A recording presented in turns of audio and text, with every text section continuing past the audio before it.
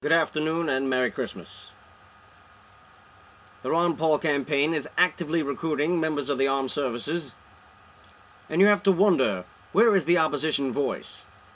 Is everybody in the armed services for anti-interventionism, /isolationism, /America Firsters? Did everybody who enlisted from 2001 to 2010 through 2011 think, gee, I'm going to enlist, but I don't agree with American policy? Do they just follow orders? Did they enlist just to serve their country, but disagree with their country's policies? Let us remember, ladies and gentlemen, there is no draft anymore. Nobody asked you to be here. If you don't want to be here, don't sign the contract. But I took an oath to defend the Constitution of the United States. The war was undeclared.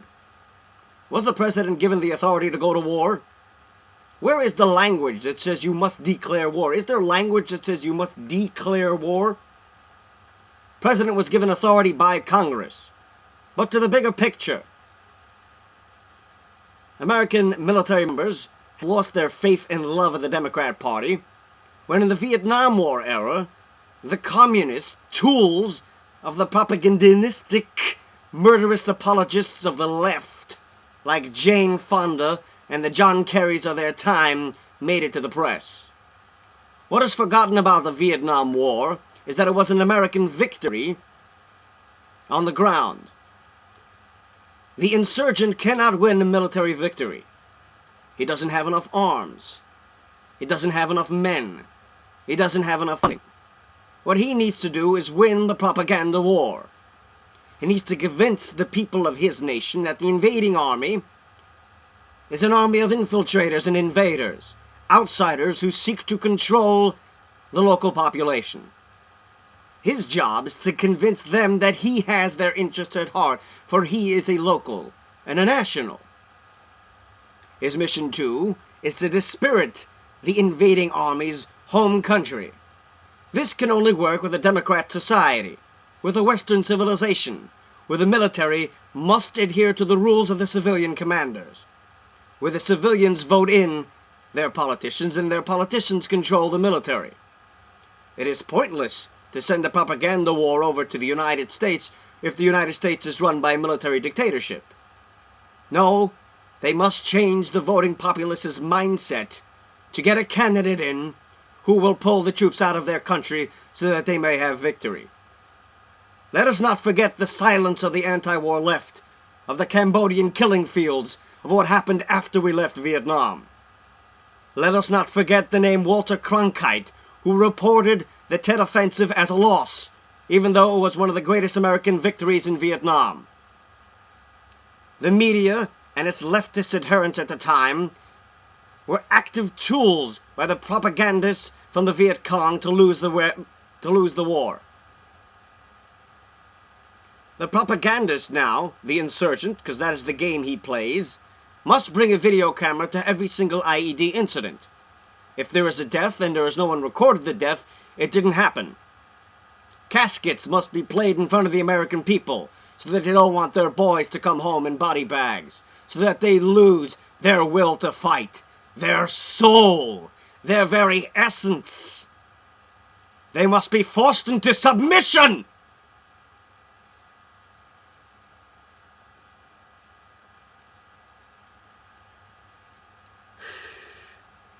This was how the Russians left Afghanistan.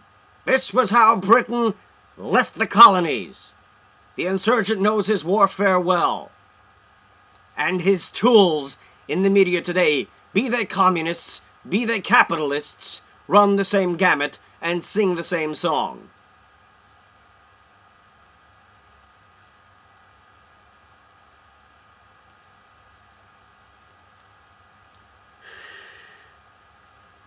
Since day one, people have been trying to compare this war to Vietnam. Well, congratulations, Harry the Body Reid. This war is lost. Now it is Vietnam. Now you will watch Iran go to war with Iraq via the sword and via election to increase its influence. And for all you Obama supporters, how is it that Iran cannot be allowed to have a nuclear weapon, but can be allowed to increase its influence in the region? Simply leaving and claiming victory is not victory. The President of the United States is no George W. Bush, who was called a cowboy, and yet he doesn't have the same diplomatic tools to keep the United States there, and yet he cannot negotiate with the Iraqi government to keep American troops from being brought up on charges. The man is a child.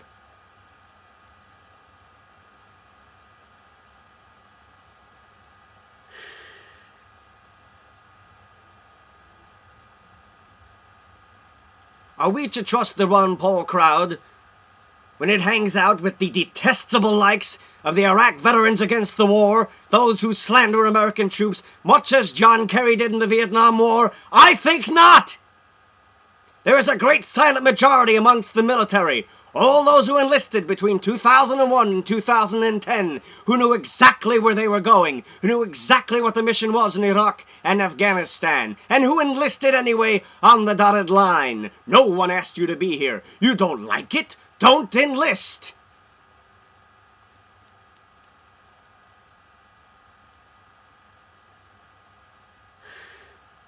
What did you do? Enlist into a war that you did not agree with? How contemptible! Do you just follow orders? Do you follow illegal orders, unjust orders, murderous orders? If you thought the war in Afghanistan and Iraq was illegal, why would you enlist in the first place? Those of us who are well aware of what the anti-war, non-interventionist crowd think knew from day one that the rabble against the Iraq War was a rabble against all American efforts overseas. It wasn't just the Iraq War, it's the Afghanistan War. If in 2002 you told the American population that we must pull out of Afghanistan, they would have looked at you like you had a piece of shard glass in your head.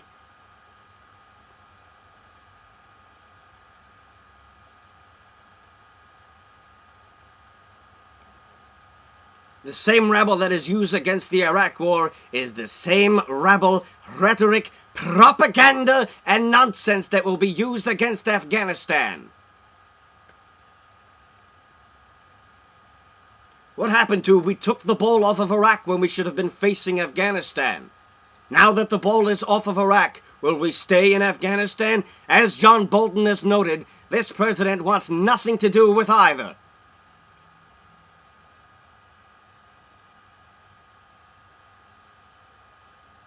Why is it that the left feels perfectly fine, or the rabble-rousing capitalist non-interventionists feel perfectly fine with going in front of the camera in uniform, with their names, from that mechanic at Occupy Wall Street wearing only his cami top, with his medals that don't go on cami tops, with his unshaven face, in his undisciplined manner, yelling at law enforcement officers? Why is that okay? Why is it okay for the Adam Kokesh crowd to show up in half uniforms as if they're going on a fishing expedition, disrespecting the uniform? There is a reason why you cannot show up to political rallies in uniform. Whether they be defend the troops rallies, or whether they be against the war rallies. It's not done. But that's besides the point. Onward into the non-interventionist position. For those who have claimed, how can we as a moral people back people like Mubarak and Musharraf? All these authoritarians who they claim just get us in trouble. If we just pulled out, we wouldn't have a problem. Now, for you members of the military, you should understand this better than most. You should understand this better than the MTV watching, McDonald's eating fat bodies of the United States who you serve and love. Many of the American people see the world from Western eyes and in Western positions and from a Western viewpoint. To them, a religious war is incomprehensible. All is political. It is naive. The enemy will lie about his positions. Let's take some of the enemy's propaganda, who the Ron Paul crowd loves to run with. Osama bin Laden has said that he has attacked the United States because we're on Saudi Arabian soil. 1. We were invited by the Saudis. Why is it that we have to give credence to the wacky lunatic in the cave, the suicidal jihadi, as to what his wants are? His war with Saudi Arabia is personal. He offered them protection against Saddam Hussein, and when they refused his vagabond little group of AK-47 RPG-carrying Islamo-fascists, he was personally hurt. 2. One of the other claims that Osama bin Laden claimed was one of the reasons why he attacked the United States was because we didn't sign the Kyoto Protocols. Now, are we to have more cylinders, Ron Paul crowd? Is that the goal here? Are we to listen to the propaganda that the enemy spews out? Why? Why don't we listen to what they say when they think no one is listening? The Ron Paul crowd refuses to learn from the lesson of Arafat. Say one thing to the world, say another to your people when no one is listening. There is a fantastic book that every member of the military should read. It's called The Al-Qaeda Reader by Raymond Ibrahim. It translates Al-Qaeda texts from Arabic to English as to what they say to their people and what they believe. There is nothing in there about being on Saudi Holy Land. Furthermore, when the United States military protected Arafat in Lebanon against the Israelis and evacuated him, what was Osama bin Laden's claim? That we killed the Lebanese, even though we were actively defending an Arab sheik.